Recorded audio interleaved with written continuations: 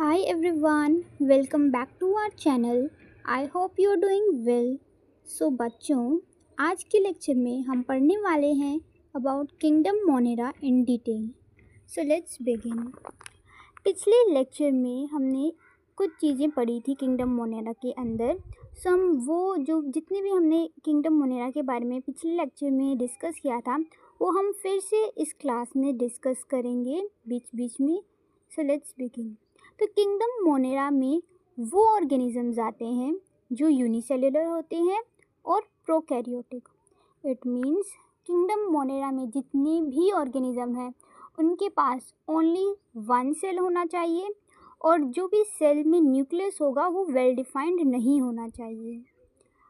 और जो kingdom Monera के अंदर ऑर्गेनिजम्स आते हैं वो ओनली बैक्टीरिया होते हैं. It means bacteria are sole members of this kingdom. जो बैक्टीरिया हैं they are the only members of this kingdom. अर्थ पर जितने भी बैक्टीरिया प्रेजेंट हैं वो सारे के सारे किंगडम मोनेरा के अंदर आएंगे. They are cosmopolitan. It means bacteria को आप कभी भी अवॉइड नहीं कर सकते. वो हर जगह मतलब जहाँ आप सोच भी नहीं सकते कि कोई ऑर्गेनिज्म ज़िंदा रह सकता है ऐसी ऐसी प्लेसेस पर जो है बैक्टीरिया सरवाइव कर जाते हैं. जो बैक्टीरिया है मेनली उनकी यहाँ पे शेप्स बता रखी हैं. ये मेनली 4 इनकी शेप्स होती हैं. फर्स्ट है कोकस या कोकाई. अगर कोई बैक्टीरिया स्फेरिकल शेप का हुआ तो उसका नाम होगा कोकस. कोकस इन सिंगुलर. और जो यहाँ पे नेम दे रखे हैं लाइक बेसिलाई कोकाई वो प्लूरल उसमें दे रखे हैं. अगर कोई बैक्टीरिया उसकी शेप रोड शेप्ड हो तो उसे बेसिलस कहते हैं. और अगर कोई भी बैक्टीरिया हो वो स्पाइरल की तरह हो जैसे स्प्रिंग नहीं होता वैसे हो अगर गोल गोल तो उसे स्पाइरेलम या स्पाइरेला कहते हैं. और जो बैक्टीरिया स्पाइरेला शेप के होते हैं उनके एंडिंग जो होती है उन पर फ्लैजिला होता है जिससे वो मूव कर सकें एक जगह से दूसरी जगह. अगर कोई बैक्टीरिया कोमा शेप्ड हो तो उसे विब्रियम या विब्रियो कहेंगे इन प्लूरल. सो इस स्लाइड को एक बार फिर से हम रिवाइज कर लेते हैं. तो किंगडम मोनेरा में वो ऑर्गेनिजम्स आते हैं जो यूनिसेल्युलर प्रोकैरियोट होते हैं. किंगडम मोनेरा में जो मेंबर्स होते हैं दे आर ओनली बैक्टीरिया जो हर जगह पाए जाते हैं. इनकी मेनली 4 शेप्स होती हैं. अगर वो स्फेरिकल शेप के हुए तो कोकस, रोड शेप के हुए तो बेसिलस, स्पाइरलम शेप के हुए तो स्पाइरेला और अगर कोमा शेप के हुए तो vibrio. So let's move on to next slide. अब हम यहाँ पे पढ़ेंगे कि जो बैक्टीरिया होता है या किंगडम मोनेरा के ऑर्गेनिजम्स होते हैं उनमें किस टाइप का न्यूट्रिशन होता है. हमने पिछले लेक्चर में भी पढ़ा था कि इनमें दोनों टाइप की ही न्यूट्रिशन देखे जाते हैं both autotrophic and heterotrophic. But most of them are मतलब जो ज़्यादा अबंडेंट में पाए जाते हैं they are heterotrophs. So bacterial structure is very simple but they show the most extensive metabolic diversity. अभी हमने पिछली स्लाइड में ही पढ़ा कि ये क्या होते हैं सिंगल सेल्ड होते हैं. इट मीन्स इनका तो स्ट्रक्चर बहुत ईजी हुआ. इनमें इवन इनमें जो न्यूक्लियस होता है वो भी वेल डिफाइन नहीं होता. तो स्ट्रक्चर तो हम इनका बता सकते हैं कि बहुत ही सिंपल है. लेकिन जो उनका मेटाबॉलिज्म है जो कि हमने चैप्टर 1 में पढ़ा था जो उनमें केमिकल रिएक्शंस हो रहे हैं वो बहुत ही डाइवर्स हो रहे हैं. मतलब जो रिएक्शंस हम में हो रहे हैं इतने कॉम्प्लेक्स ऑर्गेनिज्म में हो रहे हैं वही same to same reactions bacteria में भी हो रहे हैं. इट मीन्स वो जो सेल है वो बहुत ही उसमें क्या होगी बहुत सारा मेटाबॉलिज्म बहुत सारे रिएक्शंस हो रहे हैं. सो जो न्यूट्रिशन है हमने अभी बोला कि उसमें ऑटोट्रॉफ भी होता है हेट्रोट्रॉफिक न्यूट्रिशन भी होता है. ऑटोट्रॉफिक जो न्यूट्रिशन होता है उसको फर्दर 2 कैटेगरीज में बांटा गया है photo autotrophic and chemo autotrophic. Photo means light. तो जो लाइट से अपना खाना बनाएं दे आर फोटो ऑटोट्रॉफिक. और जो केमिकल्स को ऑक्सीडाइज करके जो अपना खाना बनाएं they are chemoautotrophic. Heterotrophic में भी 2 कैटेगरीज बांटी गई हैं that are saprophytic and parasitic.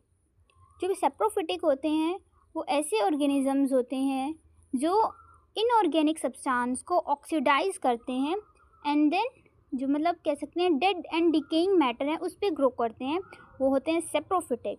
और जो पैरासिटिक होते हैं वो ऐसे ऑर्गेनिजम्स होते हैं जो बीमारियां फैलाएं, है ना, डिसीजेस कॉज करें। सो इस स्लाइड को भी अब हम फिर से पढ़ते हैं। सो हमने ये पढ़ा इस स्लाइड में कि जो बैक्टीरिया है भले ही उसका स्ट्रक्चर सिंपल है, लेकिन उसमें जो मेटाबॉलिज्म होता है, जो न्यूट्रिशन होता है, केमिकल रिएक्शन होते हैं, वो बहुत ही डाइवर्स होते हैं। न्यूट्रिशन इनमें दो टाइप के देखे गए हैं, ऑटोट्रॉफ्स और हेटरोट्रॉफ्स। ऑटोट्रॉफ्स को फर्दर क्लासीफाई किया गया है इन फोटोऑटोट्रॉफिक, कीमोऑटोट्रॉफिक, मीन्स ये लाइट से भी खाना बना सकते हैं और केमिकल से भी खाना बना सकते हैं। और ये क्या कर सकते हैं, हेटरोट्रॉफ्स अगर हों तो ये डेड एंड डिकेइंग मैटर पर भी ग्रो कर सकते हैं और ये डिसीजेस भी फैला सकते हैं। Let's move on to next slide. अब हमने पिछली क्लास में 3 डोमेन सिस्टम के बारे में पढ़ा था। उधर हमने पढ़ा था कि जो किंगडम मोनेरा है उसको 2 डोमेन में बांटा गया है, that are archaebacteria and eubacteria. तो पहले आर्की बैक्टीरिया के बारे में पढ़ते हैं। आर्की बैक्टीरिया को एक्सट्रीमोफाइल्स भी कहते हैं। अब इसके नाम से ही पता चल रहा है एक्सट्रीमोफाइल्स, इट मीन्स ऐसे बैक्टीरिया जो एक्सट्रीम कंडीशंस में रहते हैं। सो आपको यहाँ से याद रखना है कि आर्की बैक्टीरिया ऐसे बैक्टीरिया होते हैं जो एक्सट्रीम कंडीशन, मतलब ऐसी कंडीशन जहाँ आप सोच भी नहीं सकते वैसे वहाँ पे रहते हैं। जैसे हाई टेम्परेचर, अगर कोई आर्की बैक्टीरिया हाई टेम्परेचर मतलब किसी वोल्केनो के अंदर या डेजर्ट्स में ऐसी जगह पे रह रहा है तो उन आर्की बैक्टीरिया को थर्मोफाइल्स कहेंगे। Like thermo means heat, files मतलब लविंग, तो जो हीट लविंग बैक्टीरिया हो ऐसे आर्की बैक्टीरिया को थर्मोफाइल्स कहेंगे। वैसे ही NaCl मतलब सोल्ट जहाँ पर हो, है ना, ओशंस वगैरह में पाए जाएं, जो सीज में पाए जाएं, खारे पानी में पाए जाएं। सो जो हेलोजन लविंग या NaCl लविंग होंगे उन्हें हेलोफाइल्स कहेंगे। अगर कोई आर्की बैक्टीरिया रूमिनेंट्स के गट में पाया जाता है, रूमिनेंट्स जैसे काऊ, तो उन्हें मिथेनोजेंस कहेंगे। अब आपके मन में सवाल आया होगा कि आखिर क्यों आर्की बैक्टीरिया है वो ऐसी कंडीशंस में, ऐसी हार्श कंडीशंस में रह सकते हैं, कैसे सरवाइव कर सकते हैं, वो हम तो नहीं कर सकते। तो बिकॉज उसकी जो सेल वॉल है वो स्यूडोम्यूरिन की बनी हुई है। तो let's move on to eubacteria. Eubacteria को हम ट्रू बैक्टीरिया भी कहते हैं। इनके पास म्यूरिन की रिजिड सेल वॉल होती है। याद रखना, स्यूडोम्यूरिन अलग है और म्यूरिन अलग है। आर्की बैक्टीरिया स्यूडोम्यूरिन से बने हैं, वाइल जो यू बैक्टीरिया है उनकी सेल वॉल म्यूरिन की होती है। यू बैक्टीरिया क्या होते हैं, ये मोटाइल होते हैं इफ़ फ्लैजिलम प्रेजेंट। इसका मतलब क्या होता है, इट मीन्स ये मूव कर सकते हैं। यू बैक्टीरिया हैं वो एक जगह से दूसरी जगह मूव कर सकते हैं ईजिली अगर उनके पास फ्लैजिला हो।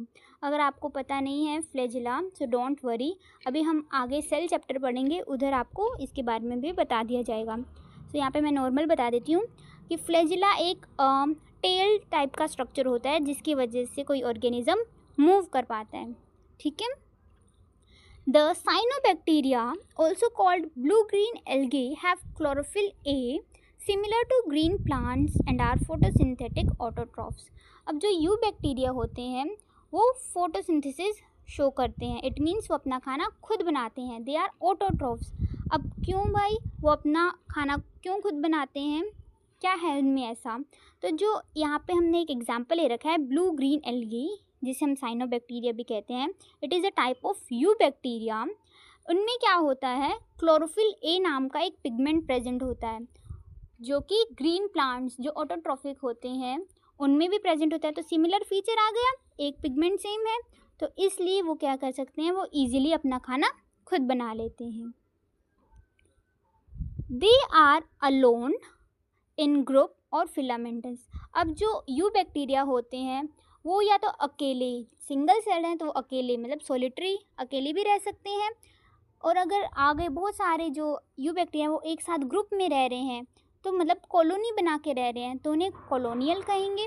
और फिलामेंटस एक टाइप की कॉलोनी ही है, अगर एक स्ट्रेट लाइन की तरह है ना ग्रुप होता है, जैसे अगर स्फेरिकल में या किसी और शेप में जो है ग्रुप बना के रह रहे हैं, जैसे हम बोलते हैं ना कि ग्रुप में बैठो, तो वैसे हम क्या कह सकते हैं, गोल कलर का नहीं, क्या कहते हैं, गोल में स्फेरिकल में बैठ जाते हैं। तो वैसे ही फिलामेंटस है, अगर वो स्ट्रेट चेन टाइप का बनाए, सो दैट इज़ फिलामेंटस। ठीक है। The colonies are generally surrounded by gelatinous sheath और म्यूसिलेजिनस शीथ। तो जो कॉलोनीज़ हैं उनकी, यूबैक्टीरिया की, उनकी जो है वो सराउंड होती है जिलेटिनस शीट से या म्यूसिलेजिनस शीट से। अभी जो ये स्ट्रक्चर है हम अपनी अगली स्लाइड में देखेंगे, क्योंकि वहाँ पर जो है इसका एक एग्जाम्पल दिया गया है विद डायग्राम। सो पहले डायग्राम देख ही लेते हैं फॉर बेटर क्लैरिफिकेशन। सो देखो यहाँ पे एक फिलामेंटस ब्लू ग्रीन एल्गी का एग्जाम्पल दे रखा है। इसको थोड़ा मैं बड़ा कर देती हूँ। ये देखो, तो ये है हमारा एक फिलामेंटस ब्लू ग्रीन एल्गी। देखो कितने सारी एल्गी जो है लगी हुई है। तो इन्होंने क्या बना दिया, एक कॉलोनी बना दी। कैसी कॉलोनी, एक लाइन है ना, लाइन चेन जैसी बना दी, इसलिए इसको फिलामेंटस कहा। और हमने अभी पढ़ा कि इसको सराउंड करती है म्यूसिलेजिनस शीट या जिलेटिनस शीट। तो ये आपने ये डायग्राम में देख लिया होगा, यहाँ पर शो किया गया है म्यूसिलेजिनस शीट को या जिलेटिनस शीट को। अब इसमें डिफरेंस क्या है, म्यूसिलेजिनस शीट या जिलेटिनस शीट। तो म्यूसिलेजिनस शीट ऐसी शीट होती है जिसमें कार्बोहाइड्रेट और प्रोटीन दोनों हों। और अगर म्यूसिलेजिनस शीट नहीं है किसी बैक्टीरिया के पास, यूबैक्टीरिया के पास, तो उसके पास जिलेटिनस शीट होगी जो कि सिर्फ प्रोटीन की बनी हुई है। तो यहाँ पे डिफरेंस समझो, कोई ज़्यादा इतना डिफरेंस नहीं है। म्यूसिलेजिनस शीट में क्या होता है, कार्बोहाइड्रेट और प्रोटीन दोनों प्रेजेंट होते हैं, वाइल जो जिलेटिनस शीट होती है उसमें प्रोटीन प्रेजेंट होता है। ठीक है। So let's move back to our slide. They form blooms in polluted water bodies. It is toxin that can kill the aquatic organisms. और अगर कोई वाटर बॉडी हो गया, वो बहुत ही पोल्यूटेड है, डस्ट पूरा है उसमें, है ना, बहुत सारा पोल्यूशन हो रखा है वाटर बॉडी में, तो वो क्या कर देंगे, वो ब्लूम फॉर्म कर देंगे। इट मीन्स आपने कभी कभी देखा होगा ना कि अगर कोई वाटर बॉडी है वो ख़राब हो रखी थी, मतलब पूरा पोल्यूटेड हो रखी थी, तो इसमें हरा हरा हरा कलर आ जाता है ना, और बहुत सारे स्मेल्स ही आ जाते हैं, चिपचिपा हो जाता है वो जो भी वाटर बॉडी है, उसमें कुछ चिपचिपा सा हरे रंग का कुछ आ जाता है, ब्लूम, तो उसी को ही ब्लूम कहते हैं। अगर ये कोई ब्लूम जो है, इसमें उसी पानी में जो जितने भी ऑर्गेनिजम्स रह रहे होंगे जिसमें वो ब्लूम फॉर्म हुआ है, तो वो एक टाइप का टॉक्सिन है, मतलब जहर के समान है एक्वेटिक ऑर्गेनिजम्स के लिए, जिसके कारण वो इवन डेड हो सकते हैं, वो मर सकते हैं। Some of the blue green algae can fix atmospheric nitrogen in specialized cell called heterocysts. Example, nostoc and anabina. और ये जो पॉइंट है of nitrogen fixing, it is very very important from both aspect, NEET aspect से भी और class 11th के exams के aspect से भी। तो इसको आपको याद रखना है, एग्जाम्पल को, नोस्टॉक और एनाबिना को। तो जो ये कुछ ब्लू ग्रीन एल्गी है वो क्या कर सकती हैं, वो एटमॉस्फेरिक नाइट्रोजन को फिक्स कर सकती हैं इन देयर स्पेशलाइज्ड सेल, जिसे हेटेरोसिस्ट कहते हैं। अगेन दूसरी स्लाइड में जाते हैं, वहाँ पे मैं आपको दिखाती हूँ। तो देखो यहाँ पे ये नोस्टॉक है ब्लू ग्रीन एल्गी, तो इसमें ये आपको दिख रहा होगा पर्पल कलर के कुछ सेल्स हैं, स्पेशलाइज्ड सेल हैं, जिसमें क्या होता है, जिसकी वजह से जो हमारा नोस्टॉक है या कोई भी हमारा ब्लू ग्रीन एल्गी है जो नाइट्रोजन फिक्स कर पाता है। ठीक है। सो मैं आपको फिर से इस डायग्राम को समझाती हूँ। तो ये पूरे जितने भी हैं ये सेल्स हैं, ये यूबैक्टीरिया हैं, सिंगल सेल्ड हैं, ये कवर होते हैं म्यूसिलेजिनस या जिलेटिनस शीट से। कुछ सेल्स इनमें से क्या हो जाते हैं, मॉडिफाइड हो जाते हैं और क्या बना देते हैं, उन स्पेशलाइज्ड सेल को हेटेरोसिस्ट कहते हैं। हेटेरोसिस्ट वो सेल होते हैं जिनके कारण क्या कर सकते हैं, नाइट्रोजन फिक्स कर सकते हैं। और इन सेल्स में क्या होती है, ऑक्सीजन की एंट्री नहीं होती, मीन्स ये अपने सेल के अंदर ऑक्सीजन को जाने नहीं देते, क्योंकि they have to fix nitrogen. ठीक है। और अभी हमने जो पिछली स्लाइड में पढ़ा उसको फिर से रिवाइज करते हैं, फिर हम आगे बढ़ेंगे। सो अभी तक हमने पढ़ा कि आर्की बैक्टीरिया एक्सट्रीमोफाइल्स होते हैं, मतलब वो हार्श कंडीशन में रहते हैं because of their cell wall जो कि सीडोम्यूरिन की बनी होती है। वाइल जो यू बैक्टीरिया होते हैं उन्हें ट्रू बैक्टीरिया कहते हैं। उनकी जो सेल वॉल होती है वो म्यूरिन की होती है और दे आर मूवेबल अगर उनमें क्या हो, फ्लैजिला प्रेजेंट हो। यहाँ पे फिर हमने पढ़ा ब्लू ग्रीन एल्गी के बारे में, which is also known as cyanobacteria, कि उसमें क्लोरोफिल ए प्रेजेंट होता है जिसके कारण वो क्या कर सकते हैं, फोटोसिंथेसिस प्रेजेंट होता है, मतलब वो फोटोसिंथेसिस शो कर सकते हैं। इट मीन्स वो ऑटोट्रॉफ्स में गिन सकते हैं हम उन्हें।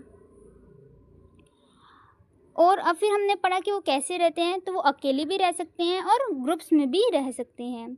उनकी जो कॉलोनीज़ है उसके बाहर से क्या होता है, जिलेटिनस शीथ या म्यूसिलेजिनस शीथ का कवर रहता है।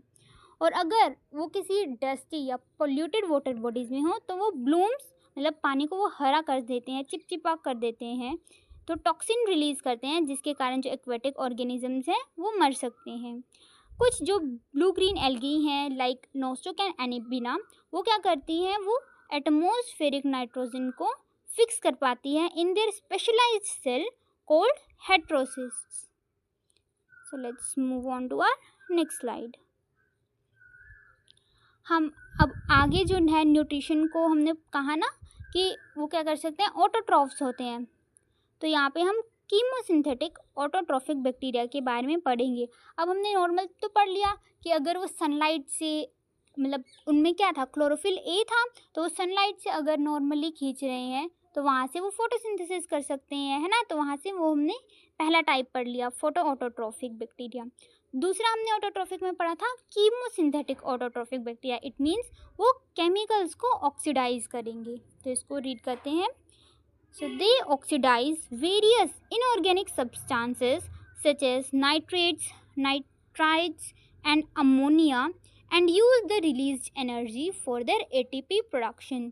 तो बस इसमें यही है, इसमें ज़्यादा कुछ ऐसा क्वेश्चन नहीं आता। बस आपको ये याद रखना, जो कीमोसिंथेटिक ऑटोट्रॉफिक बैक्टीरिया होते हैं वो इनऑर्गेनिक सब्सटेंसेस हैं, यहाँ पे एग्जांपल दे रखे लाइक अमोनिया या नाइट्राइट, उनको ऑक्सीडाइज कर देते हैं और सिंपलर सब्सटेंस बना देते हैं। और इस प्रोसेस के वक्त जो एनर्जी वो रिलीज होती है उस टाइम पे, मतलब इनऑर्गेनिक को हमने ऑक्सीडाइज किया, ठीक है, तो वो ऑर्गेनिक सब्सटेंस बन गए, तो उस प्रोसेस में क्या हुआ, एनर्जी रिलीज होती है, तो वो उस एनर्जी को ले लेते हैं और अपना एनर्जी, मतलब अपनी बॉडी के अंदर अपने एटीपी प्रोडक्शन में हेल्प लाते हैं ताकि वो वर्क कर सकें आगे। They play a great role in recycling nutrients like nitrogen, phosphorus, iron and sulphur. अब उन्होंने जो है वो तो ले ली, एनर्जी तो उन्होंने ले ली, लेकिन जो उन्होंने ऑर्गेनिक सब्सटेंस बनाए वो तो सॉइल में ही रह गए ना, तो इससे क्या होता है, वो सॉइल क्या होगी, नाइट्रोजन रिच होगी, या जो भी उन्होंने इनऑर्गेनिक सब्सटेंस को ऑक्सीडाइज किया है वो, जैसे फॉस्फोरस, आयरन रिच नहीं बोलते कई बार, आयरन रिच सॉइल है, नाइट्रोजन रिच सॉइल है, तो वो इन्हीं के कारण होता है। फिर हम पढ़ते हैं heterotrophic bacteria are the most abundant in nature. ये हमने पिछले लेक्चर में भी मैंने आपको बताया था कि जो मोस्ट ऑफ द बैक्टीरिया होते हैं वो क्या होते हैं, हेट्रोट्रॉफ्स होते हैं। Majority of them are decomposers and are helpful in making curd, production of antibiotics, fixing nitrogen in legume roots. जो उनमें मेजॉरिटी होते हैं, जो ज़्यादातर होते हैं, वो डीकम्पोजर्स होते हैं और वो कई चीज़ों में हेल्प करते हैं, जैसे कर्ड बनाने में, है ना, दूध से दही बनाने में, एंटीबायोटिक्स को बनाने में और नाइट्रोजन फिक्स करने में। अब यहाँ पे आपको डिफरेंस याद रखना है, जो हमने अभी एनाबीना नोस्टोक पढ़ा था वो ऑटोट्रॉफिक बैक्टीरिया थे, तो वो क्या करते हैं, वो अपने खुद की बॉडी में जो सेल्स हैं, specialised cell that are heterocyst, उसी में ही, मतलब अपनी बॉडी के अंदर ही क्या कर लेते हैं, नाइट्रोजन फिक्स करते हैं। लेकिन जो हेट्रोट्रॉफिक बैक्टीरिया हैं वो अपनी खुद की बॉडी के अंदर नाइट्रोजन फिक्स नहीं कर पाते, वो लेग्यूम जो होते हैं, लेग्यूम प्लांट्स होते हैं, उनकी रूट्स में नाइट्रोजन फिक्स कर सकते हैं। लेग्यूम प्लांट्स जैसे मटर हो गया, है ना, तो ऐसे जो प्लांट्स होते हैं उनकी रूट्स में ही ये नाइट्रोजन फिक्स कर सकते हैं। Some are pathogens causing damage to human being, crops, farm animals and pets, for example cholera, typhoid, tetanus, citrus canker etc. फिर हमने पढ़ा था एक होता है सेप्रोफिटिक जो डेड एंड डिकेइंग मैटर पे ग्रो करेंगे, इट मीन्स वो डिकम्पोजर होंगे। और जो हमने दूसरा कैटेगरी पढ़ा था वो हमने पढ़ा था कि वो पैरासिटिक होंगे, इट मीन्स वो पैथोजेंस होंगे, डिसीज़ कोज करेंगे। तो ये आपको डिसीज़ का नाम भी याद रखना है, इन चारों डिसीज़ का नाम, कि वो जो है ह्यूमन बींग्स, क्रॉप्स और एनिमल्स में है वो कैसे डिसीज़ फैलाते हैं। वो फैलाते हैं cholera, typhoid, tetanus and citrus canker. तो एक बार इसको फिर से क्या कर सकते हैं, हम रिवाइज कर लेते हैं। ओके, तो अभी हमने पढ़ा कीमोसिंथेटिक ऑटोट्रोफिक बैक्टीरिया, वो क्या करते हैं, इनऑर्गेनिक सब्सटेंस को ऑक्सीडाइज करके ऑर्गेनिक बना लेते हैं और इनका जो है ये न्यूट्रिएंट्स को रिसाइकिल करने में हेल्प करते हैं। वो वाइल जो हेट्रोट्रोफिक बैक्टीरिया होते हैं वो बहुत ही ज़्यादा अबंडेंट होते हैं। इनमें जो क्या होता है मोस्टली सेप्रोफिटिक होते हैं, इट मीन्स वो डिकम्पोजिंग करते हैं, डिकम्पोजर होते हैं और वो कई चीज़ों में हेल्प कर सकते हैं, लाइक नाइट्रोजन फिक्सिंग इन लेग्यूम रूट्स, एंटीबायोटिक के प्रोडक्शन में और कर्ड प्रोडक्शन में। और क्या होते हैं उनमें से कुछ क्या होते हैं पैरासिटिक होते हैं, इट मीन्स पैथोजेंस होते हैं, मतलब वो डिसीजेस फैलाते हैं जैसे cholera, typhoid, tetanus and citrus canker. So let's move on to next slide.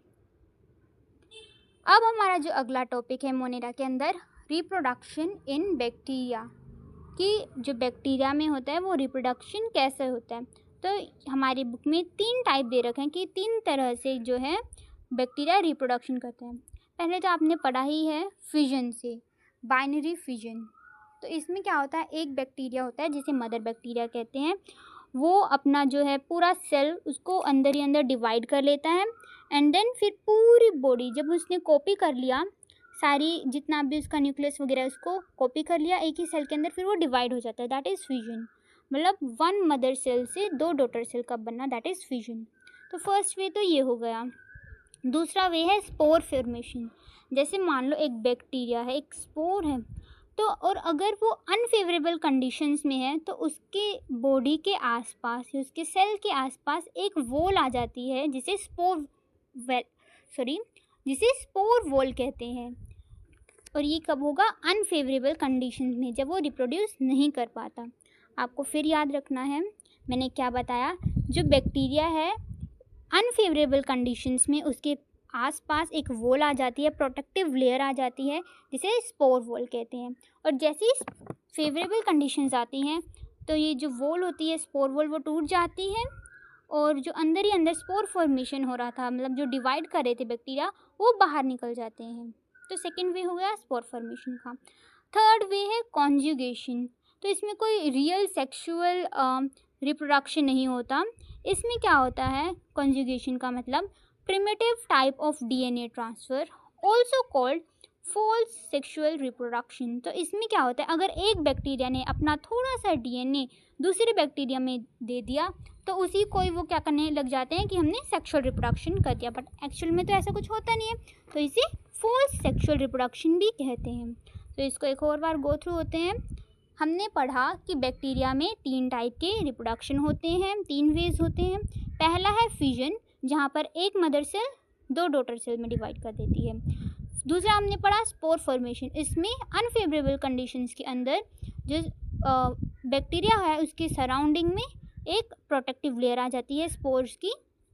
जब फेवरेबल कंडीशन होती है तो ये वॉल टूट जाती है और जो अंदर बैक्टीरिया डिवाइड हो रखा है वो बाहर निकल जाता है। तीसरा वे हमने पढ़ा कॉन्जुगेशन। ये कोई रियल सेक्सुअल रिप्रोडक्शन नहीं है, इसमें बस primitive type of DNA transfer होता है जिसे फॉल्स सेक्सुअल रिप्रोडक्शन भी कहते हैं। ये आपको याद रखना है कि कॉन्जुगेशन में क्या होता है बैक्टीरिया के अंदर, primitive type of DNA transfer. So let's move on to next slide. Mycoplasma are organisms that completely lack a cell wall. They are smallest living cells and can survive without oxygen. Many of them are pathogenic in animals and plants. So mycoplasma ऐसे organism होते हैं जिनमें cell wall नहीं होती है और ये आपको याद रखना है पॉइंट कि they are smallest living cell. Mycoplasma के हम उसके लेंथ वगैरह के बारे में फिर से पढ़ेंगे अपने चैप्टर सेल में। सो यहाँ पे हमको बस इतना याद रखना है कि ये क्या होते हैं, इनमें सेल वॉल नहीं होती। इट मीन्स वो अपना जो शेप है वो बार बार बदल सकते हैं। और वो क्या होते हैं, सबसे इस पूरी अर्थ पे जो अभी तक फाउंड है वो माइकोप्लाज्मा है, कि स्मॉलेस्ट लिविंग सेल है वो है माइकोप्लाज्मा। और ये क्या होते हैं, ऑक्सीजन के साथ भी रह सकते हैं और ऑक्सीजन के बिना भी रह सकते हैं। और जो मोस्टली होते हैं, most of them are pathogenic. It means ये डिसीज़ कॉजिंग होते हैं in both animals and plants. तो एक और बार हम गो थ्रू हो जाते हैं कि हमने इस लेक्चर में क्या पढ़ा। हमने पढ़ा किंगडम मोनेरा में जो जितने भी ऑर्गेनिजम्स होते हैं वो यूनिसेलुलर होते हैं और प्रोकैरियोट्स होते हैं। इनमें ओनली मेंबर्स जो होते हैं bacteria are the sole members of this kingdom. फिर हमने क्या पढ़ा कि जो होते हैं बैक्टीरिया वो हर जगह पाए जाते हैं, दे आर कॉस्मोपोलिटन। फिर हमने इनकी शेप्स के बारे में देखा कि इसकी 4 शेप होती हैं। अगर स्फेरिकल हो तो कोकस, रोड शेप्ड हो तो बेसिलस, स्प्रिंग शेप्ड हो तो स्पाइरलम या स्पाइरलम, और अगर कोमा शेप्ड हो तो विब्रियो। ठीक है जी। फिर उसके बाद हमने क्या पढ़ा, उसके बाद हमने मेटाबॉलिज्म और न्यूट्रिशन के बारे में पढ़ा कि इनमें बहुत ज़्यादा ही जो है, भले ही इनका जो स्ट्रक्चर बहुत ही सिंपल हो बट इसमें बहुत सारी केमिकल रिएक्शन होती हैं। इनमें दोनों टाइप के जो है न्यूट्रिशन देखने को मिलते हैं, दैट आर ऑटोट्रॉफ्स भी होते हैं ये और हेटेरोट्रॉफ्स भी होते हैं। ऑटोट्रॉफ्स को हमने फर्दर क्लासीफाई किया फोटोसिंथेटिक में, मतलब फोटो ऑटोट्रॉफिक में और कीमो ऑटोट्रॉफिक में। हेटेरोट्रॉफ को भी हमने फर्दर क्लासीफाई किया इन सेप्रोफिटिक एंड पैरासिटिक में। ठीक है जी। फिर हमने इसको फर्दर पढ़ा कि इसको यू बैक्टीरिया और आर्की बैक्टीरिया में डिवाइड किया जाता है। आर्की बैक्टीरिया को हार्श कंडीशन में रहना पसंद है due to their cell wall, और जो यू बैक्टीरिया होते हैं उनको हार्श कंडीशन में रहना नहीं पसंद। उनके पास म्यूरिन की सेल वॉल होती है और वो मूव कर सकते हैं, दे आर मोटाइल, अगर उनके पास फ्लैजिला हो। फिर हमने पढ़ा कि ये कॉलोनीज़ में भी रह सकते हैं और अकेले भी रह सकते हैं। फिर हमने एग्जाम्पल देखा एक filamentous algae, blue green algae का नोस्टोक, कि जो उनकी कॉलोनी होती है उसके सराउंडिंग में क्या होता है, शीट प्रेजेंट होती है, म्यूसिलेजिनस शीट या जिलेटिनस शीट। म्यूसिलेजिनस शीट क्या होती है, कार्बोहाइड्रेट प्लस प्रोटीन की शीट। जिलेटिनस शीट होती है जो प्रोटीन की शीट होती है। फिर हमने पढ़ा कि अगर कोई डस्टी या कोई पॉल्यूटेड वाटर बॉडी हो तो उसमें क्या कर सकते हैं, ये ब्लूम फॉर्म करते हैं। इट मीन्स वो चिपचिपे हो जाते हैं, टॉक्सिन रिलीज़ करते हैं, जिसके कारण क्या होता है, जो भी ऑर्गेनिजम्स उस वाटर बॉडी में रह रहे हैं वो मर सकते हैं। ठीक है जी।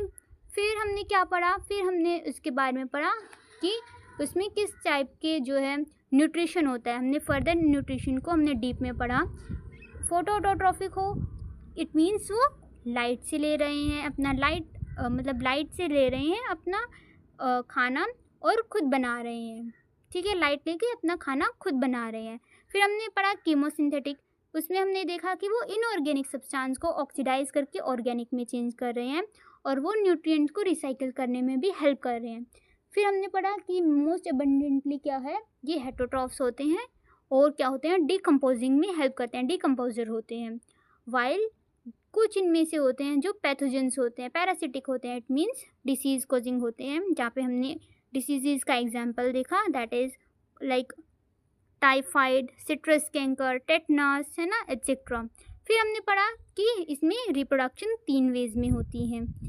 तो कौन सी 3 वेज हमने पढ़ी, पहला हमने पढ़ा फिजन, जहाँ पे एक मदर सेल 2 डॉटर सेल में टूटता है। फिर हमने पढ़ा स्पोर फॉर्मेशन, कि बैक्टीरिया के आसपास स्पोर की वॉल आ जाती है, प्रोटेक्टिव लेयर, इन अनफेवरेबल कंडीशन, और जब फेवरेबल कंडीशन होती है तो ये वॉल टूट जाती है और जो है बैक्टीरिया बाहर निकल जाता है। फिर हमने पढ़ा कॉन्जुगेशन, जिसे हम बैक्टीरिया के केस में फोर्स सेक्सुअल रिप्रोडक्शन कहते हैं, क्योंकि इसमें क्या होता है, एक बैक्टीरिया अपना डीएनए थोड़ा सा ट्रांसफ़र कर देता है दूसरे बैक्टीरिया में, इसमें primitive type of DNA transfer होता है। फिर हमने पढ़ा माइकोप्लाज्मा, जो कि ऐसे ऑर्गेनिजम्स होते हैं जो कि स्मॉलेस्ट लिविंग सेल होता है। इस पूरे दुनिया में क्या होता है, स्मॉलेस्ट लिविंग सेल क्या है, माइकोप्लाज्मा। और इनमें क्या होती है, सेल वॉल नहीं होती, इट मीन्स वो अपना शेप और स्ट्रक्चर चेंज कर सकते हैं एंड वो ऑक्सीजन के बिना भी रह सकते हैं। और क्या होता है, इनमें ये डिसीज़ कॉजिंग भी होते हैं। सो बच्चों, that was all about kingdom Monera. I hope इस लेक्चर को देखने के बाद आप अपनी एनसीईआरटी की बुक उठाओगे और जहाँ तक हमने रीड कर लिया है पूरा किंगडम मोनेरा का सेक्शन, उसको अच्छे से रीड करोगे। And do tell me in comment box कि आपने ये रीड सेक्शन किया या नहीं और आपको कितना समझ आया। ठीक है, तो मिलते हैं अगले पार्ट ऑफ द लेक्चर में। Till then bye bye.